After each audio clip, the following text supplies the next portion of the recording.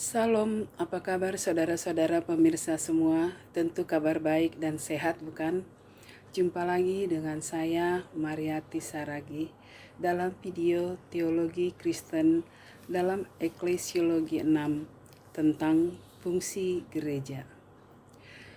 Fungsi gereja mempunyai misi, yaitu misi untuk memuliakan Tuhan, terdapat dalam Efesus 1 ayat 3, 6, 12, dan 14, yang berisi, "Terpujilah Allah dan Bapa Tuhan kita Yesus Kristus, yang dalam Kristus telah mengaruniakan kepada kita segala berkat rohani di dalam sorga, supaya terpujilah kasih karunia-Nya yang mulia, yang dikaruniakannya kepada kita di dalam Dia, yang dikasihinya, supaya kami yang sebelumnya telah menaruh harapan pada Kristus, boleh menjadi puji-pujian bagi kemuliaan-Nya.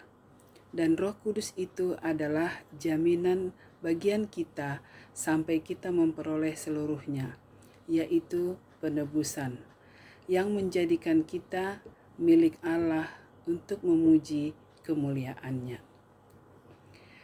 Kemudian misi penebusan yaitu memberitakan Injil dan membaptis mereka yang percaya kepada Yesus Kristus. Ini tertulis dalam Matius 28 ayat 16 sampai 20.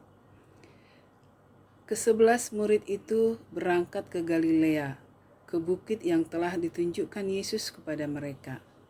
Ketika melihat Dia, mereka menyembah Dia, tetapi beberapa orang ragu-ragu. Yesus mendekati mereka dan berkata, "Kepadaku telah diberikan segala kuasa di sorga dan di bumi.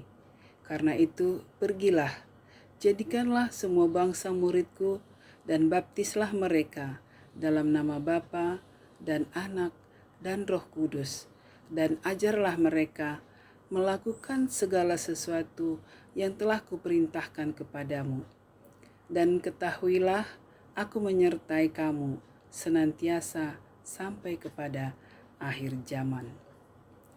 Lalu misi berikutnya, yaitu Elemon Sinari, artinya memberi kepada orang yang berkekurangan, memperhatikan anak yatim piatu, janda-janda, orang miskin, orang tawanan, dan orang yang tertindas.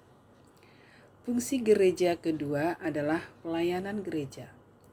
Orang percaya berkumpul di gereja untuk melakukan pelayanan.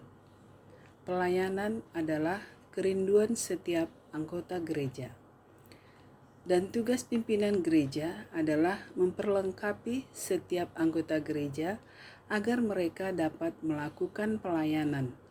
Jika Tuhan memberi karunia pada setiap jemaat, dan Roh Kudus memberi kemampuan kepada orang yang bersaksi akan memberitakan Injil.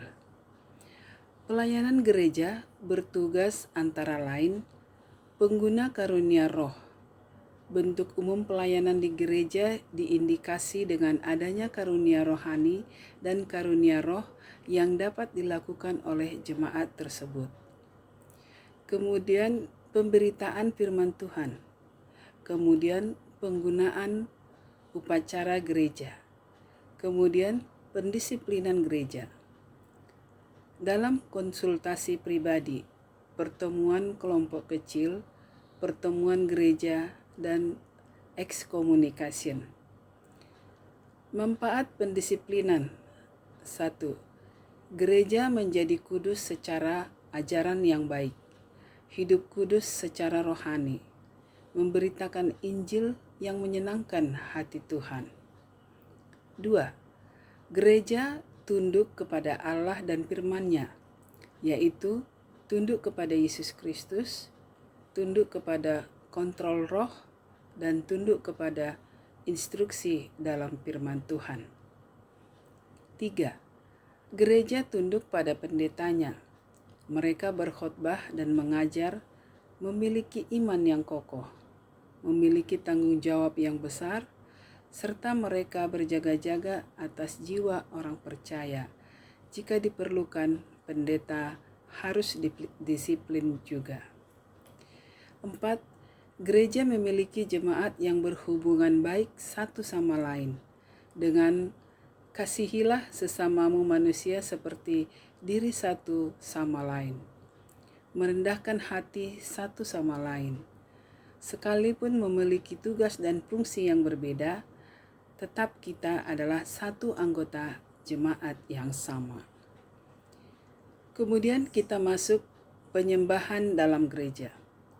Arti penyembahan dalam Lukas 4 ayat 8, Tuhan Yesus berkata bahwa orang percaya harus menyembah Tuhan Allah. Menyembah di sini berarti memberi nilai tinggi Tuhan dengan penghargaan yang pantas. Hal ini jelas menyangkut sikap hati dari pengertian yang benar mengenai Dia. Bentuk penyembahan adalah bertekun di dalam pengajaran dan persekutuan firman Tuhan, dan berdoa, menyanyi dan memuji Tuhan, serta memberikan diri pada Tuhan. Demikianlah perjumpaan kita dalam video ini. Semoga apa yang sudah saya sampaikan boleh bermanfaat dan berguna bagi pemirsa sekalian. Demikian, Tuhan Yesus memberkati kita semua. Salam.